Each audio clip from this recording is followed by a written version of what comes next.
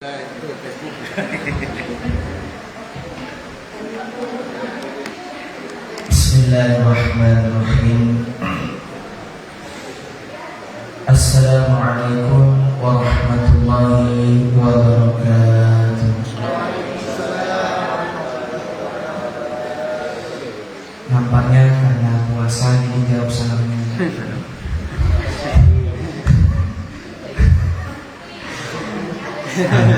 Masih subuh sudah lemes sebenarnya. Wajar, mungkin ada yang tidak sahur tadi. Alhamdulillah Rabbil Alamin. Assalatu wassalamu ala ashrafil anbiya'i wal mursalin Sayyidina wa maulana Muhammadin wa ala alihi wa ashabihi ajma'in. Ashhadu an la ilaha illallah wa ashhadu anna Muhammadar Rasulullah. Allahumma salli ala Sayyidina Muhammad wa ala ali Sayyidina Muhammad wa ala alihi wa ashabihi ajma'in. Rabbi shrah li sadri wa yassir li amri wahlul 'uqdatam min lisani yafqahu qawli. La hawla wa la quwwata illa billahil 'aliyyil 'azim. Hadirin kaum muslimin wal muslimat, Bapak Ibu jamaah kantin subuh Masjid Al-Husna yang selalu dirahmati Allah Subhanahu wa taala. Alhamdulillah, ini Senin yang kedua di bulan Ramadan, kita tetap diberikan keistiqomahan oleh Allah untuk selalu melaksanakan aktivitas rutinitas kewajiban kita kepada Allah Subhanahu wa taala. Alhamdulillah Ustaz, di Al-Husna meskipun puasa kegiatan rutinnya tidak pernah diliburkan. Alhamdulillah, malam Kamis selalu ada zikir rotibul hadad, malam Sabtu diganti dengan sore Jumatnya kajian rahmat, yuk Robi diganti dengan kajian rahmat. Dan alhamdulillah untuk kantin subuh setiap Seninnya selalu dilaksanakan. Kemarin nambah lagi satu, nama kajiannya Karamel. Karamel itu singkatan kepanjangannya kajian remaja milenial, tapi secara online, Zoom cloud meeting. Alhamdulillah banyak jemaah Islam ikut Zoom kemarin, termasuk anak-anak muda di belakang ikut semua dalam mimpi. Alhamdulillah dengan izin Allah. Hari ini tema kajian kita adalah puasa dan kesehatan. Kira-kira dalam segi ilmu kesehatan itu apa sih manfaatnya selain mendapatkan pahala dari Allah? Kebetulan beliau S2-nya kesehatan. Jadi beliau adalah dosen di sekolah tinggi Stikes Kesehatan Sintang. Yang insya Allah pada hari ini beliau akan mengkaji motivasi berpuasa dari segi kesehatan atau dari segi agama. Kira-kira ada nggak puasa itu untuk kesehatan? Karena banyak yang Ustaz kalau puasa itu perut mengkol biasanya gitu. Nah, kira-kira apa itu manfaatnya dari puasa? Baik, saya serahkan langsung kepada Ustaz Rudiansyah untuk menyampaikan tausiahnya pada subuh hari ini. Pada beliau dengan segala hormat dipersilakan. Assalamualaikum warahmatullahi wabarakatuh.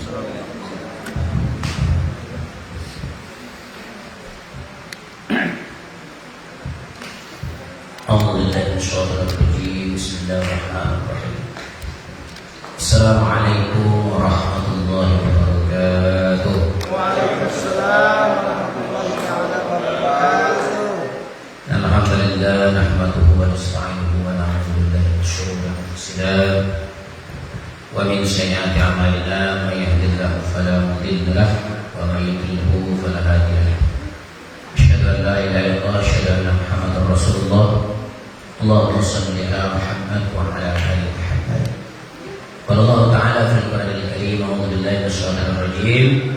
Ya ayyuhalladzina amanu taqullaha haqqa tuqatih wa la tamutunna illa wa antum muslimun. Faqala Rasulullah sallallahu alaihi wasallam, Bismillahirrahmanirrahim. La yadurru ma'asmihi shay'un fil ardi wa la fis samai was samiul 'alim. أعوذ بكلمة الله التامة من شر ما خلق أعوذ بكلمة الله التامة من شر ما خلق أعوذ بكلمة الله التامة من شر ما خلق. Hadirin jamaah salat subuh Masjid Al-Husna yang dirahmati Allah Subhanahu wa taala. Alhamdulillah, puji dan syukur kepada Allah Subhanahu wa taala.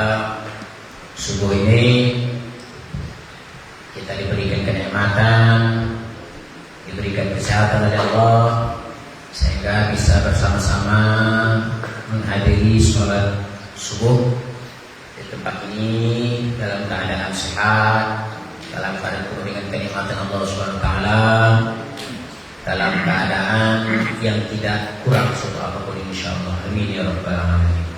Semoga kita semua yang hadir pada hari ini selalu diberikan oleh Allah kesehatan, sehat badan, sehat batinnya, sehat ekonomi juga ya, sehat kantongnya. Amin ya rabbal alamin.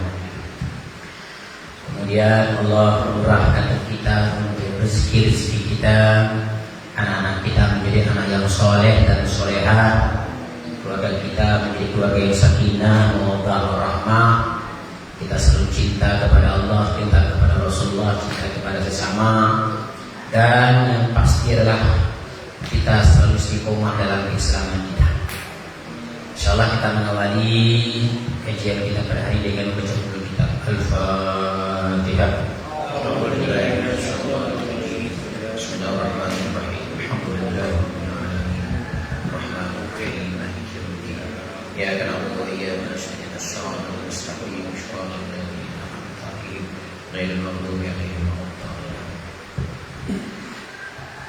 Bapak Ibu jamaah Masjid Al-Husna yang dirahmati Allah Subhanahu wa taala.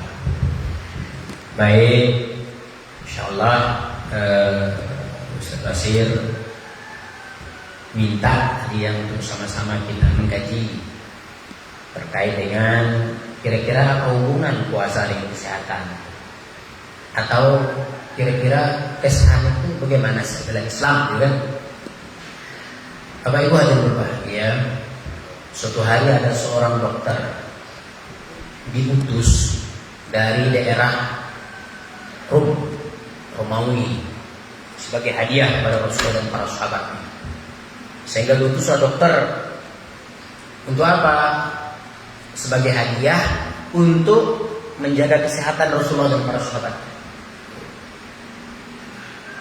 Minggu pertama tidak ada datang yang berobat. Seminggu dia datang nggak ada, dari sana nggak ada yang berobat. Nunggu sebulan lagi juga sama. Kok nggak ada yang berobat? Ya ada sebulan saya di sini, satu pun nggak ada. Gitu. Sebulan, setahun, nggak ada satu pun yang mau datang berobat. Wah, kalau gini tutup prakteknya, ya kan? Bisa tutup praktek dokter.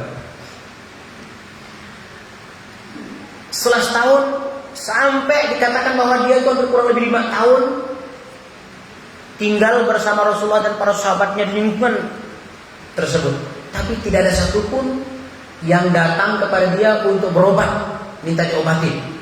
Akhirnya dia kesal. Ini susah nih, untuk beli obat ini susah kayaknya, nggak ada pemasukannya. Mungkin bahasanya gitu. Kemudian setelah itu dia datang kepada Rasulullah. Wahai Rasulullah, saya ini diutus dari Rom untuk datang ke sini untuk melayani Nabi dengan para sahabat. Tujuannya apa? Untuk membantu kesehatan lagi. Jadi kalau tujuannya itu berarti ya harus ada orang datang berobat. Tapi sekian lama saya tinggal di sini, nggak ada satupun sahabat atau Nabi sendiri nggak pernah datang untuk berobat. Nah, kenapa ya Rasulullah? Saya penasaran. Ada apa? Apakah orang Islam tidak mau datang ke dokter? Bahaya nanti kena dengan gigi, bahaya kayaknya. Bisa kayak dokter Terawan nanti ya, dipecat dari ini. Ya. Hanya Masya Allah. Kemudian Rasulullah katakan, umat Islam itu salah satunya dia masukkan, apakah umat Islam itu nggak bisa sakit? Kalau dia masuk Islam berarti nggak bisa sakit, gitu ya? Kata Nabi nggak. Umat Islam itu bukan nggak bisa sakit, sama aja dengan yang lain. Umat Islam itu cuman perbedaannya umat Islam itu sangat-sangat menjaga kesehatannya. Sangat-sangat menjaga kesehatan. Jadi insya Allah ini kita coba pelajari kira-kira. Makanya saya agak luaskan sedikit sahabat. Tadi kan hubungan puasa sama kesehatan ini saya luaskan sedikit. Ini Islam meninjau bagaimana supaya sehat, gitu ya. Baik, tadi sudah berbahagia. Kemudian diceritakan ini bahwa ini ada seorang dokter, dia menulis buku, Dr. Jamal Khadim Yamani, beliau dari Yaman. Beliau ini pernah menulis tentang buku jejak kedokteran. Jadi salah satu beliau ungkapkan bahwa ungkapan Rasulullah tadi bahwa menunjukkan bahwa umat Islam ini sangat-sangat memperhatikan menjaga kesehatan. Sehingga peristiwa menjaga itu lebih baik daripada mengobati. Peristiwa menjaga lebih baik daripada mengobati. Nah, kalau ada ngobatin ini susah. Dan ngobatin ini susah. Sehingga kita dianjurkan yang pertama adalah bagaimana menjaga kesehatan. Nah, menjaga kesehatan. Nah, insya Allah nih kita coba pelajari ya bagaimana gitu Islam memandang kesehatan ini. Karena memang salah satunya adalah permasalahan kesehatan ini merupakan permasalahan yang utama. Ya. Kita nggak bisa bekerja dengan baik kalau nggak sehat. Nggak bisa bekerja dengan baik. Anak kita nggak bisa tumbuh dengan baik, malah kala anak kita ini sakit-sakitan. Perempuan, ini masya Allah, ibu-ibu saya katakan yang baru tumbuh remaja, nggak akan bisa bertumbuh dengan baik, manakala itu penuh dengan sakit-sakitan terus. Bagaimana bisa menghasilkan generasi yang sehat, generasi baik, manakala dia tidak sehat? Ini menjadi satu kesatuan. Sehingga bagaimana Islam ini benar-benar melihat kesehatan. Sehingga dikatakan bahwa nikmat itu ada dua. Satu, nikmat hidup itu adalah Islam. Yang kedua, nikmat hidup itu adalah sehat. Jadi nikmat itu yang pertama adalah Islam. Kita beragama Islam merupakan nikmat hidup. Yang kedua, sehat. Itu merupakan nikmat daripada hidup. Makanan seenak apapun, kalau kita hadapin dengan sakit gigi, nggak ada rasanya gitu, ya. Di depan ada sate kambing, ya, sakit gigi, mana terasa nikmat itu ya, ya. Nikmat itu sate kambing. Ngomong sate kambing ini nanti ada para beliau ya. Ini masya Allah, hadirin berbahagia. Baik, insya Allah kita jangan berlama-lama. Nanti ini bulan puasa nih bahaya. Pulang langsung buka nanti yang dosa sepasir nih. Ya, dosa sepasir nanggungnya karena terlalu lama kajian di masjid. Pasti ngantuk. Baik, insya Allah bahwa Dr. Ja'far Khadim ini, beliau dari seorang dokter dari Yaman. Beliau mengungkap ada 5 hal menyebabkan terutama umat Islam ini, umat Islam dan Rasulullah dan para sahabat dulu tuh, yang kok nggak bisa sakit-sakit gitu ya, nggak sakit-sakit gitu. 5 hal minimal, paling tidak 5 hal. Yang pertama dikatakan Nabi SAW ini beliau sangat selektif dalam makanan, selektif, pilih-pilih makanan. Namun bukan berarti bahasa kita nggak bersyukur akan makanan, enggak. Tapi Rasulullah ini pilih-pilih. Beliau benar-benar menikmati makanan itu apabila memenuhi 2 syarat. Satu, halal. Yang kedua, thayyib. Halal dengan thayyib ini beda. Halalan thayyiban. Halal ini terkait dengan perkara akhirat. Halal dia harus cara mendapatkannya ya halal gitu ya. Cara mendapatkannya halal. Karena memang makanan yang haram itu berbahaya. Makanan haram itu berbahaya. Suatu hari dikatakan bahwa ada seorang raja yang zalim. Seorang raja yang zalim ini menahan kezalimannya karena dia takut dengan seorang ustadz gitu, dengan seorang ulama. Tapi ini raja nggak putus asa gitu. Bagaimana cara supaya kezalimannya terus dilanjutkannya? Karena yang dia takut seorang ustadz, kenapa? Doanya makbul. Doa ustadznya kalau dia angkat tangan kepada Allah, langsung itu terjadi gitu apa yang diinginkan. Sehingga raja ini benar-benar menahan kezalimannya, takut didoain jelek oleh ustadz ini gitu. Nah, nggak habis akalnya, nggak putus akal ini seorang raja yang zalim ini. Akhirnya apa? Dia undang ke istana. Dikasih makan. Setelah si ustadz ini makan, rupanya raja yang zalim ini langsung tertawa terbahak-bahak, tepuk tangan, dia gembira dia. Dia katakan, saya sekarang terbebas. Saya sekarang bisa melanjutkan apa yang saya inginkan. Lah kenapa? Kata kenapa? Ya, saya udah nggak takut lagi dengan doamu. Kenapa? Tadi kamu makan. Ketika kamu makan itu saya telah menyisipin atau telah memberikan suatu zat yang haram kepada makananmu. Sehingga saya nggak takut lagi dengan doamu. Wah, Masya Allah. Nah, ini hati-hati. Doa terhalang gara-gara makanan yang tidak halal. Hati-hati itu ya. Ini perkara yang pertama adalah halal.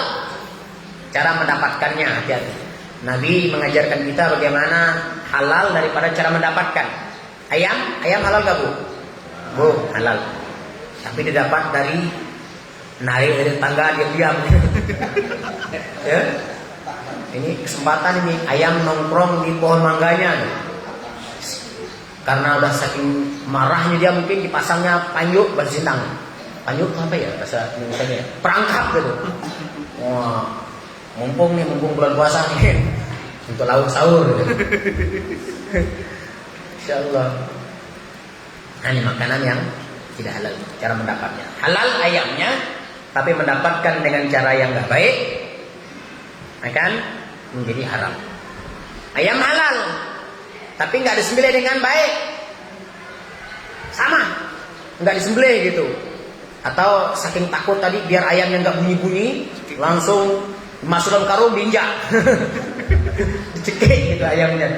Halal ayamnya, tapi dengan proses yang tidak benar menjadi haram. Jadi nggak beres. Nah, Nabi mengajarkan kita bagaimana makanan itu halal yang pertama, cara mendapatkannya. Yang kedua, thayyib.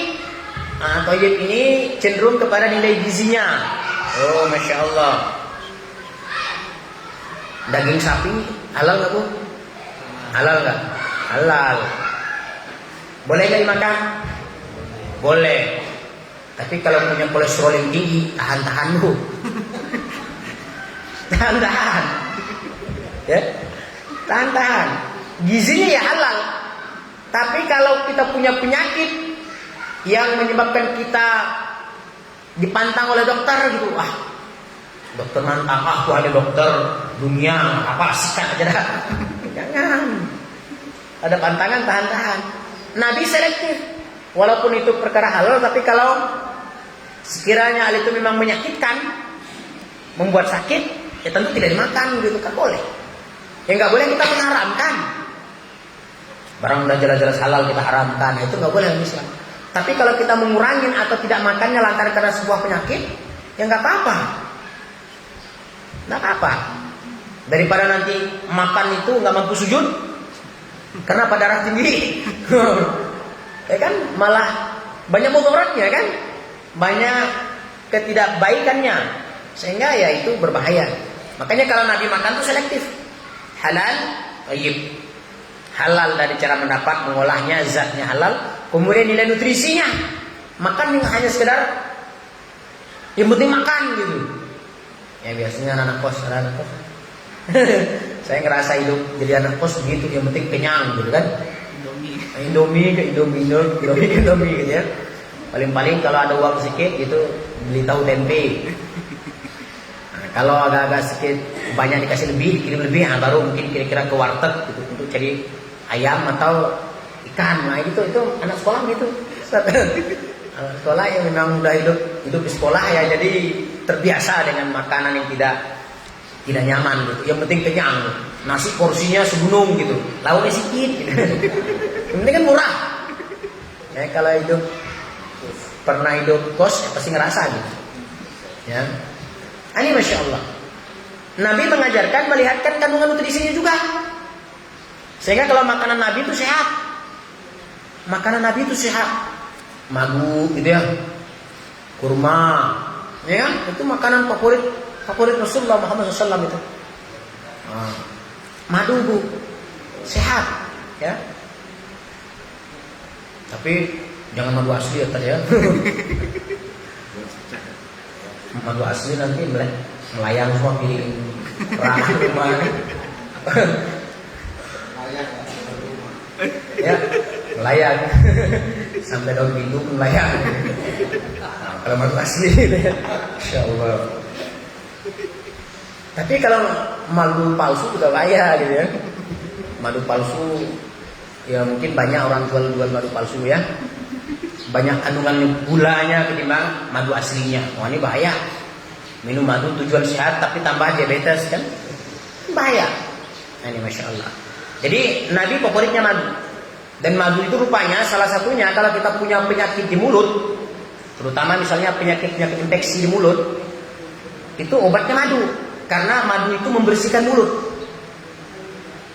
Selain nanti membersihkan saluran pencernaan sampai usus. Oh, ini Masya Allah kalau punya penyakit usus Pak, sering-sering minum madu Pak. Punya penyakit usus. Misal salah satu contoh, buang air besar ini, buang air besar, paham mungkin ya?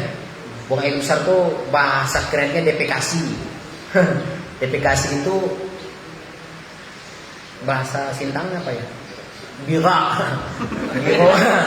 Gitu deh. Nah, nih. Ya, buang air besar namanya ya. Nah, kalau sering-sering bermasalah, konstipasi namanya. Konstipasi itu buang air besar keras gitu. Sampai berurut mengeluarkan ya. Nah, sering-sering lah minum madu. Karena itu bagian madu itu memang untuk itu salah satu membersihkan usus, membersihkan lambung. Bagian daripada kurah lambung untuk membersihkan. Nah, itu kalau anak-anak yang biasanya bermasalah di pencernaannya, terutama dia susah buang air besar, sering-sering kasih madu. Karena itu pasti sehat. Nabi dah ngajarkan itu ya. Nabi dah ngajarkan itu. Nah, hadirin berbahagia, ini pertama, Nabi makan itu selektif. Saya juga begitu ya. Saya punya nenek. Nenek saya itu sekarang 125 tahun. Bu, 125 tahun nenek saya itu. Masih ada. Yang kalahnya telinga. Kalau ngomong agak keras gitu, kayak nggak sopan gitu. Tapi ya itu harus gitu kalau dia mau dengar. Makanya masih bagus. Aneh kan? 125. Saya tanya rahasianya apa? Tapi memang beliau tuh satu, saya ngeliat pola hidup beliau tuh hatinya bersih gitu. Hatinya bersih. Jarang sekali dengar beliau itu mau klaim orang gitu. Bukan jarang, memang nggak pernah gitu sih. Hatinya bagus gitu. Ngomongin hantunya kurang. Ya, memang hatinya beliau tuh bagus sekali saya lihat. Ya, hatinya bagus. Warisan dari kakek itu kan banyak gitu. Katakan barang-barang pusaka itu. Anaknya mau jual nggak mau. Saya nggak mau jual. Saya nggak mau makan daripada nanti yang lain iri katanya. Bagus kalau kalian mau ngambil ini nanti tunggu saya mati gitu. Gitu ngomongnya. Ya pada nggak berani kan anak cucunya. Pusaka bagus tuh. Kalau mau ngambil itu secara diam-diam gitu. Itu ada tuh karena ya untuk dia juga gitu, kembali ke dia kan. Nah itu, tapi itu kan udah ngomong nih pokoknya saya mau ngambil ini ya.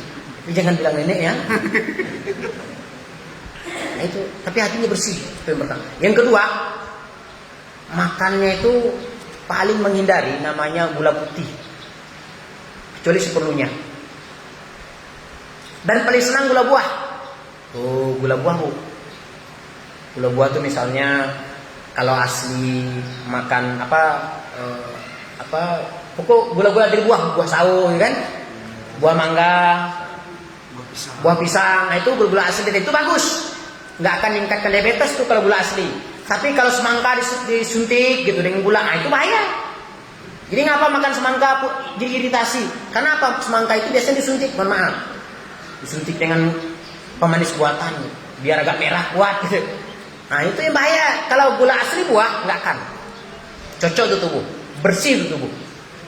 Nah ini ya, jadi itu paling enggak dua ini. Satu, hati bersih. Yang kedua, hindari gula. Ngapain manis-manis gitu kan? Udah manis. Udah manis kan ya. Masya Allah. Nah ini kalau saya uraikan panjang sekali nih, sikit-sikit aja dah. Sikit-sikit saja. Apa ya, Pak?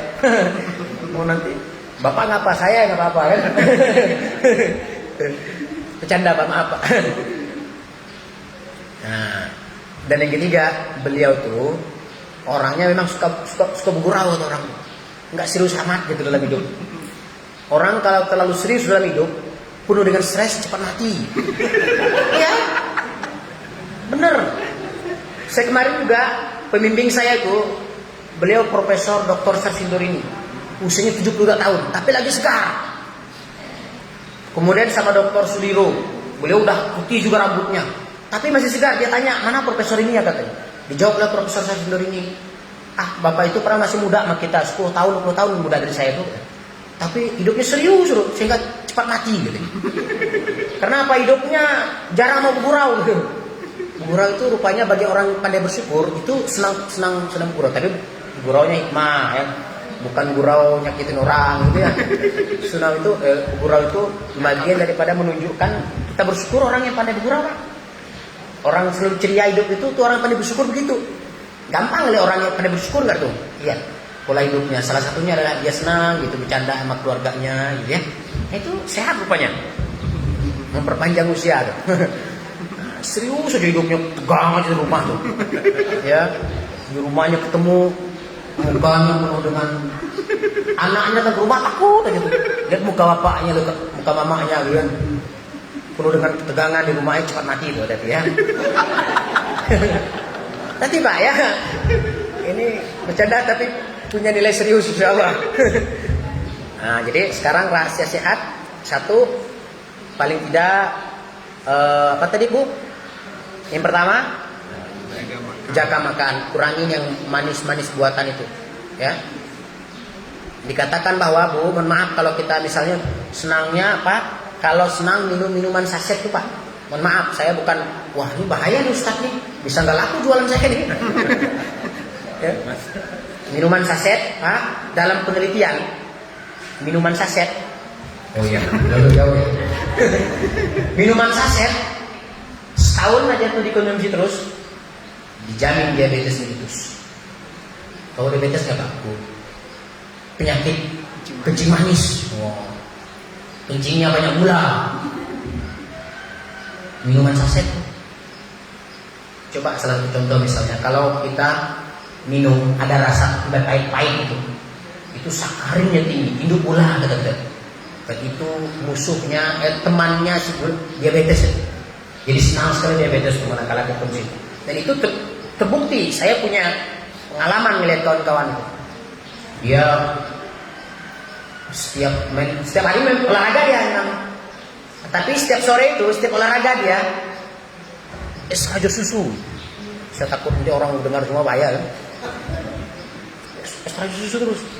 Rupanya sosial kita ini 2 orang udah pada meninggal dalam kondisi penyakit yang sama, diabetes mellitus. Karena setiap sore saya ingat masa SMA itu gitu konsumsi terus. Jos susu. Akhirnya belum apa-apa, baru punya anak 1 udah pada koit. Ya. Game. Nah, ini yang pertama Pak ya, jaga kesehatan. Nabi mengajak kita untuk menjaga kesehatan, atur pola makan. Hindari yang terlalu banyak manis-manis. Karena manis itu cukup wajah kita tersenyum itu jadi manis. Ya. Bebas diabetes. Ya. Hati senang, keluarga senang, tetangga senang, karyawan senang, pelanggan senang. Nanti mudah-mudahan diikhlasin utangnya gitu. Karena selalu senyum. Nah, ini pertama. Yang kedua apa? Yang kedua, Nabi tidak akan makan sebelum benar-benar merasa lapar. Dan Nabi akan berhenti makan sebelum benar-benar terlalu kenyang. Makan ini benar-benar kalau udah merasa lapar. Berhenti makan kalau udah benar-benar enggak terlalu kenyang gitu. Kalau kita kan enggak, apapun dihadap syukur nikmat gitu, sikat aja gitu. Oh, baik kenyang enggak kenyang sampai bahasa Sintang tebentus gitu. Tebentus paham nggak Bu? Kebense. Ya, kita sama-sama orang kampung jadi tahu bahasa saya. Nah, kebense bahasa. Sampai kalau buka puasa ya kan tahu. Cincau sikat, pantas sikat, serajo singkat, apa lagi? Kolak sikat, gorengan, apapun, kayaknya balas dendam, kan? Akhirnya apa ya? Napa semain maghrib cuma buatkan, sampai gurut. Ini masya Allah, bahaya. Nabi makan sebelum benar-benar merasa, ketika benar-benar merasa lapar, dan berhenti ketika sebelum merasa benar-benar kenyang. Makannya kalau nyaman Bu, Pak, apalagi puasa tuh. Kalau kita memang mengurangin gitu, tidak terlalu banyak makan, nyaman, terasa badan ringan gitu, terasa badan ringan, terasa benar. Selama ini kita ngerasa berat benar gitu ya. Tapi ini rasa ringan kalau kita benar-benar mampu mempertahankan kondisi tubuh seperti ini gitu. Nah ini, jadi begitu. Karena memang tubuh ini gini Pak. Dikatakan kalau bahasa hadis itu sepertiga gitu. Yaitu bahasa kesehatan. Sepertiga untuk benda padat, sepertiga untuk benda cair, sepertiga untuk napas. Karena memang jangan terlalu banyak padat, nanti yang cair kurang masuk. Sebaliknya nggak mampu bernapas gitu. Karena tadi makanan yang padat, minuman yang cair, bernapas, 3 hal ini. Jadi makan minum sampai TBNC tadi, sampai sana gitu kan, untuk ngekot napas kan. Karena udah nggak ada lowongan untuk bernapas kan. Bahaya lah. Sehingga sepertiga makan, sepertiga minum, sepertiga bernapas, itu tubuh sehat. Nah, makan secukupnya gitu. Nah, itu maknanya. Bagaimana ngukur sepertiga? Nah, itu tadi, jangan berlebihan lah, jangan berlebihan. Nah, hadirin sudah berbahagia, karena Nabi juga mengatakan suatu yang paling buruk untuk diisi adalah perut. Suatu yang paling buruk untuk diisi yang paling banyak adalah perut. Orang malas karena terlalu kenyang. Orang sakit karena terlalu kenyang. Banyak sakit itu kan terlalu kenyang Pak. Ya. Jadi orang sehat itu banyak laparnya memang. Benar, orang sehat itu banyak laparnya. Terlalu kenyang, banyak penyakit. Banyak penyakit ya. Nah itu Nabi ngajarkan kita gitu. Hadirin berbahagia. Nah, itu jadi makan ketika benar-benar merasa lapar, berhenti sebelum benar-benar terasa kenyang. Makan secukupnya. Makan secukupnya. Kemudian yang ketiga adalah yang ketiga masih makan nih. Makan jangan buru-buru. Makan tuh ada tumak ninahnya. Kayak semayang. Salat jangan buru-buru. Suatu yang buru-buru nggak bagus. Makan yang buru-buru tuh nggak sehat. Makan yang buru-buru misalnya tergigit lidah lah, sariawan. Karena apa? Tergigit lidah itu buru-buru gitu. Karena apa? Bangun sahur tadi terlambat gitu. Saya nggak kuat. Doa ya Allah, semoga muadzin agak sedikit lama, masih ya agak lama sedikit saya bisa sahur agak sedikit. Nah ini bahaya kalau makan dulu buru-buru. Makan gak boleh terburu-buru, karena kalau terburu-buru tadi selain bisa tergigit gitu, bisa tersedak. Ada nggak orang meninggal karena tersedak? Ada kan? Ada orang meninggal karena tersedak tuh? Terpesa.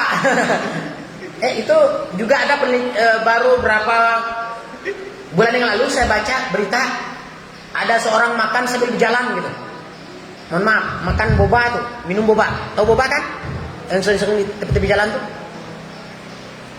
Makan sambil berjalan gitu, ibu-ibu. Kemudian ketika berjalan langsung nyangkut leher. Orang terkaget ngapes entah aku peyok leher. Terus sampai biru muka. Upaya nyangkut boba. Tengkelat. Ya. Tapi ngerti kan Pak bahasa Sintang? Alhamdulillah, Melayu semua alhamdulillah. Tuh. boba itu kan dia likat kata kita tuh. Jadi udah minumnya laju-laju sambil berjalan lagi. Ya kan minum sambil berjalan kan selain tidak sehat juga bukan sunnah kan. Makanya Nabi yang mengajarkan sempurna gitu ajaran Islam ini.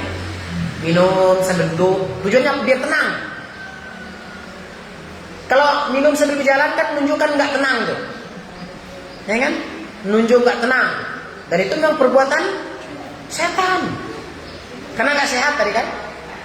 Tuh. Selain itu Bu, ini salah satunya. Bu, ibu Bu tadi punya penyakit apa Bu? Yang katanya Bu mengkol adalah bulu adi itu. Makan. Itu salah satu faktornya dikatakan makan sering terburu-buru. Jam sih buru-buru. Kalau ibu-ibu jualan misalnya banyak pelanggan itu makan gak terburu-buru Pak. Kalau terburu-buru makan, itu artinya apa? Nggak akan terkunyah dengan baik makanan. Ya kan? Serakal gitu kan? Paling masuk gitu. Jam 4 ngunyah katanya. Padahal diajarkan kan makan tuh kunyah dulu. Sampai berapa kali gitu? 30 kali. Oh ini lepo lagi. Rahal kan kunyah.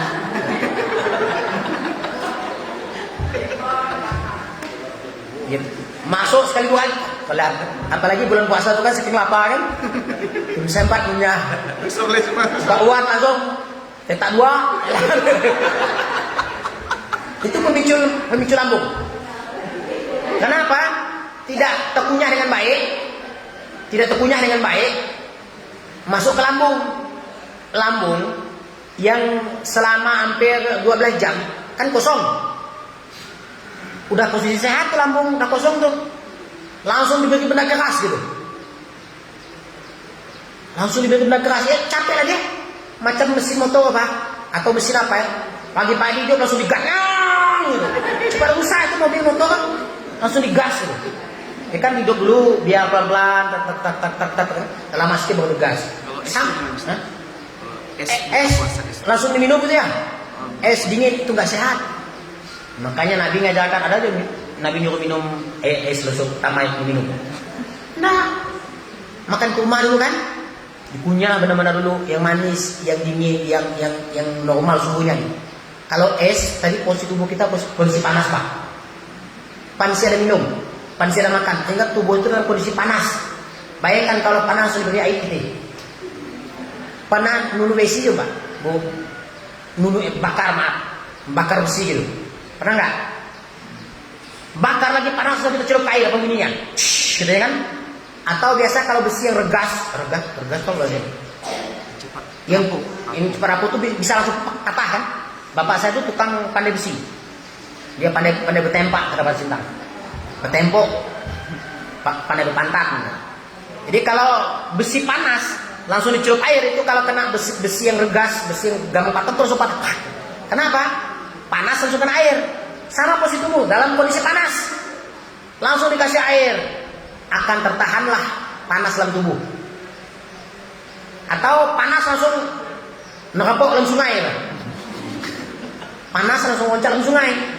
Itu posisi kondisi tubuh yang dalam kondisi panas nggak bisa keluar. Akhirnya apa? Lari kemana? Lari ke jantung. Kalau jantung langsung buk kena panas tuh, apa yang terjadi? Bisa meninggal mendadak. Sama dengan posisi langsung minum, langsung saking panas langsung minum setermos es. Buka puasa langsung dimasukkan semua. Panas bisa keluar. Nggak bisa keluar dengan baik. Akhirnya apa? Terpendam di dalam. Masuknya kemana? Masuk ke lambung, tertahan di situ, mutal panas di situ. Masuk ke jantung, masuk ke ginjal, semua panas itu. Sehingga itulah nanti, makanya Nabi mengajarkan angin. Pernah dengar angin merah atau disebut dengan apa? Bahasa Arabnya angin merah itu? Ahmar. Angin ahmar itu salah satu contoh angin yang terpendam dalam tubuh, gak bisa keluar. Akhirnya masuk ke nyumbat pembuluh darah, masuk ke jantung, nyumbat jantung, masuk ke otak, nyumbat di otak. Kenapa dia nggak bisa keluar? Barang itu kan sambil dikeluarkan. Melalui apa keluarnya? Bisa melalui itu. Bisa melalui keterit tadi kan, cegukan atau melalui keringat. Nah, kalau kita malam minum tuh, langsung minum kan langsung keluar keringat kan? Itu bagus. Tapi kalau langsung minum es, tidak akan keringat ya. Karena anginnya, hawa panasnya tuh masih terpendam dalam tubuh. Tidak sehat. Nah, jadi pertama boleh minum es, tapi minum air hangat-hangat kuku dulu. Atau air normal. Air aqua normal, ya kan? Itu sehat. Tahan dulu sebentar. Jangan langsung tadi tergesa-gesa makan. Tergesa-gesa makan, itu sumber daripada penyakit. Walaupun yang kita makan itu halal. Sehingga halalan thayyib tadi kan? Nah, tuh yang ke apa tadi? Yang ketiga, makan dengan tenang. Aju buru-buru, santai saja, ngapain dikejar? Rezeki nggak akan lari, ya kan? Rezeki sampai kita sholat aja, itu masih disuruh anu kok nggak apa-apa, mas bukan kata Nabi. Kenapa? Nabi ngelarang buru-buru tuh. Komat buru-buru. Nah itu komat yang hati-hati, jangan buru-buru. Kasihan Pak. Orang lagi mau makan langsung komat, Allahu Akbar, terlambat lah. Udahlah, daripada pergi baga rumah kata. Ya kan dosa lagi kita kan muadzin apa kan? Tujuan muadzin, tujuan nak komat tadi untuk dapat pahala atau dapat sumpah serapah di rumah. Wah ngajar sudah tuh. Nah bahasa kasar kita kan, atau memanglah. Apalagi subuh kan, memang betul. Apa ajaran Nabi tentang waktu komat? Kata Nabi minimal makan itu 1 piring makan habis. Atau kalau dibaca ayat Quran 50 ayat habis antara ajan sampai komat. 50 ayat berapa menit itu? 15 sampai 10-15 menit. Ajan sampai komat. Itu sunahnya. Kita harus paham itu. Karena terlalu buru-buru tadi, ya mungkin kita kan orang lain kan mungkin banyak halangan. Anaknya lagi nangis lagi ngibuk setegal, bininya lagi nangis mungkin ngibuk setegal kan. Sehingga mungkin jam terlalu buru. Ya tadi kita bantu untuk sama-sama dapat pahala gitu. Kan bukan hanya kita sendiri mau surga kan? Bukan hanya kita sendiri mau surga. Kita kan sama-sama, surga ini luas Pak. Diam di rumah sendiri aja kita takut. Rumah kita kecil tuh, apalagi surga seluas surga terendah itu seluas langit dan bumi. Seluas langit dan bumi kita hidup kendiri, berani kan dikira? Nggak berani, sehingga kita ajak kawan-kawan yang lain gitu ya. Nah, jangan mau buru-buru komat, santai saja gitu. Tujuannya apa? Untuk saling membantu. Makanya perlu bijak. Sehingga tadi bahasa hadisnya 50 ayat dibaca. Tapi bukan baca laju. Bahasa santai. Tadi kan kita sembahyangkan Ar-Rahman itu baru sampai ayat hampir 30 tadi. Hampir 30. Santai kan? Agak santai. Aju buku-buku gitu. Memang Nabi ngajarnya itu kalau kita misalnya lagi makan, komat dah tiba, udah selesaikan makanannya lu. Tujuannya apa? Tadi enggak terburu-buru. Selesaikan makan dulu, santai aja. Jangan buru-buru. Karena tadi banyak potensi penyakitnya ketika makan buru-buru. Ya kan? Nanti kalau dah jemaah masih bisa dikejar. Tapi kalau sakit, oke kalau sakit yang ringan. Tapi kalau sakit yang susah, malah kita nggak bisa ikut sholat jemaah lagi kan? Nah itu bahaya kan? Nah nih, yang pertama jangan terlalu terburu-buru. Nah yang keempat, tadi makan 1, 2, 3 terkait dengan makanan. Yang keempat adalah tidur jangan terlalu malam, bangun jangan terlalu terlambat. Dalam penelitian, ini penelitian Pak ya, penelitian di Jepang.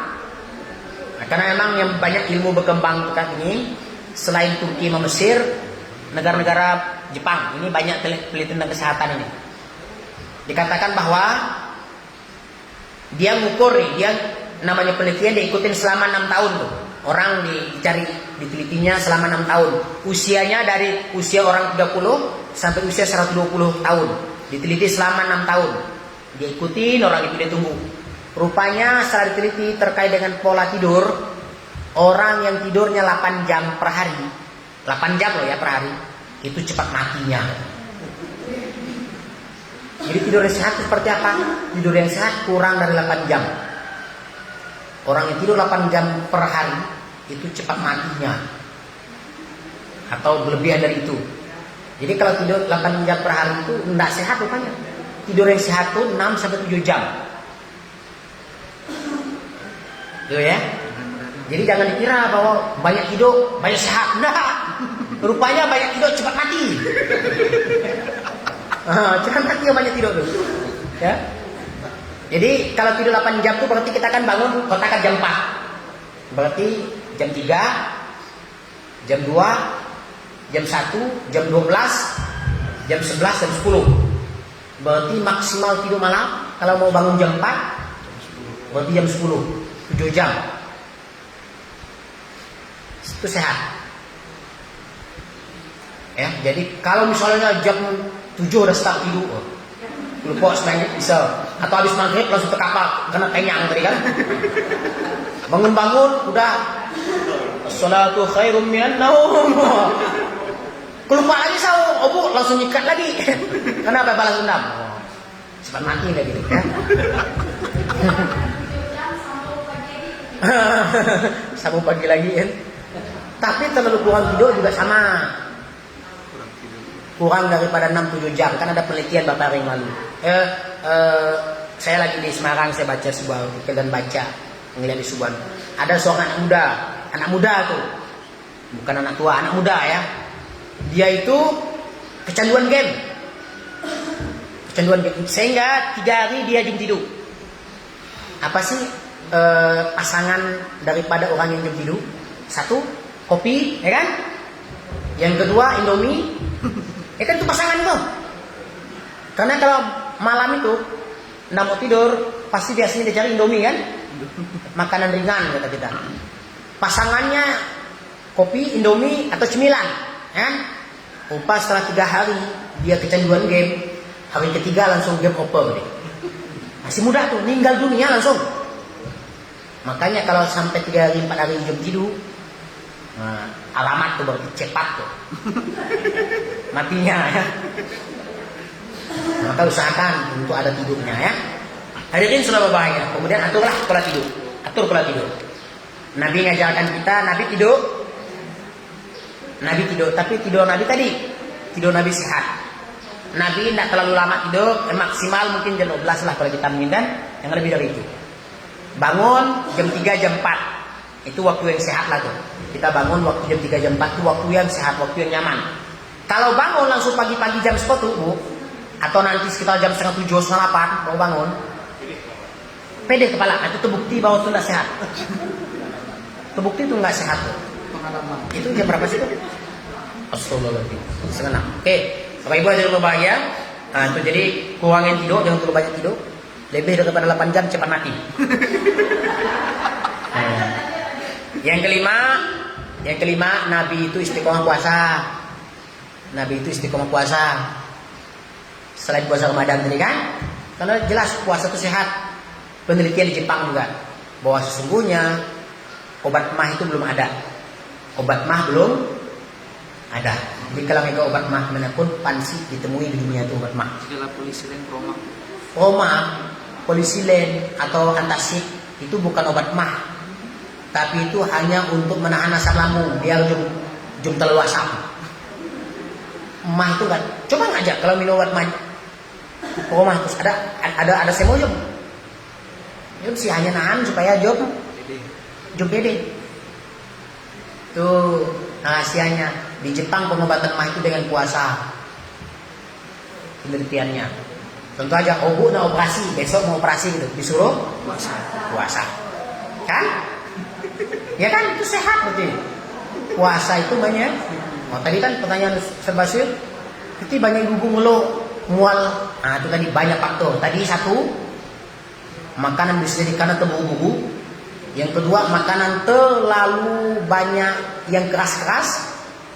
Yang ketiga, makannya pola salah, terlalu banyak makan. Kemudian makanan juga yang penting kenyang, bukan nutrisi. Nah, itu juga faktor penyebab mah. Tapi rata-rata yang saya temui bahwa orang yang punya mah bulan puasa itu rata-rata nyaman. Ujung tahu kalau ibu-ibu kok bisa beda. Jadi mungkin bisa faktor penyebab yang lain, bukan puasa penyebab. Hanya nyalahkan puasa, karena puasa itu menyehatkan. Ini Masya Allah. Jadi puasa itu menyehatkan. Sehatnya banyak. Nah, perlu waktu yang lama untuk bercerita. Tapi mungkin cukuplah. Artinya apa kesimpulan puasa itu sehat. Tapi puasa yang benar. Puasa yang betul. Makannya betul juga. Karena tadi kalau hanya bukan hanya sekedar puasa, tapi juga karena pola makan yang benar kan gitu. Nah, hadirin berbahagia, mungkin itulah kajian kita pada subuh tuh. Semoga kita semuanya ditolong oleh Allah, diberikan kesehatan oleh Allah, diberikan kalau ada yang sakit cepat Allah sembuhkan penyakitnya, keluarga yang sakit semoga Allah cepat sembuhkan penyakitnya, dimudahkan segala urusan-urusan dunianya, rezekinya dilancarkan Allah, keluarganya ini keluarga yang sakinah mawaddah warahmah, kita selalu istiqomah dalam keislaman kita, kita selalu dalam tuntunan dan perlindungan Allah Subhanahu wa taala. Al-Fatihah.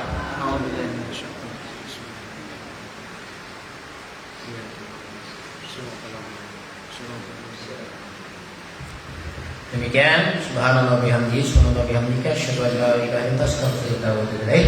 Assalamualaikum warahmatullahi wabarakatuh. Alhamdulillah, Bapak Ibu, sungguh luar biasa kajian subuh hari ini tentang puasa dan kesehatan. Jadi selama ini kita belum tahu ternyata apa yang kita makan membuat kita sakit, kalau tidak selektif. Apa yang kita minum, apalagi kalau bulan puasa ada yang ngasih es, kita minum es semuanya, ternyata itu bikin kita tidak sehat. Jadi sedikit demi sedikit mulai dari hari ini kita merubah diri, merubah pola hidup, pola makan, dan pola untuk beribadah kepada Allah Subhanahu wa taala. Insyaallah dengan makan kita mengatur pola makan, pola minum, pola hidup, insyaallah sehat, karena dalam jiwa yang kuat itu dalam jiwa yang sehat, dalam tubuh yang sehat terdapat jiwa yang kuat. Jadi kalau kita jom sehat, suka anak letoy, leteh gitu. Cuma kalau kita sehat, insya Allah ibadah nyaman, sujud nyaman, ruku nyaman. Betul tak kena asam mula, ruku pun yang tahu mampu lama kan.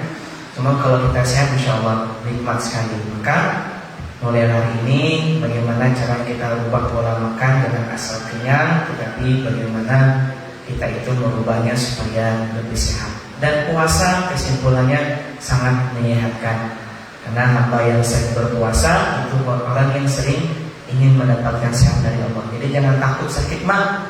Kalau puasa cuma puasa minggu beruku ya, karena memang identiknya orang yang puasa itu memang itulah rasanya.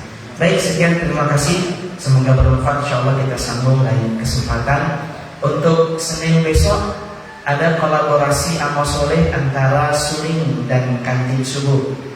Nanti kita buat judul, ada suling Ramadan di kantin subuh. Suling itu subuh keliling Ustaz Rohedi, nanti bergabung dengan kita dengan di kantin subuh, tepatnya di Wadi Al-Ruslan. InsyaAllah Senin besok mohon kehadirannya. Ada subuh keliling kolaborasi dengan kajian rutin kantin subuh yang Masjid Al-Ruslan untuk tanggal 18 Senin besok. Sekian, terima kasih. Jangan lupa, jangan terlewatkan Senin besok. Semoga bermanfaat. Assalamualaikum warahmatullahi wabarakatuh.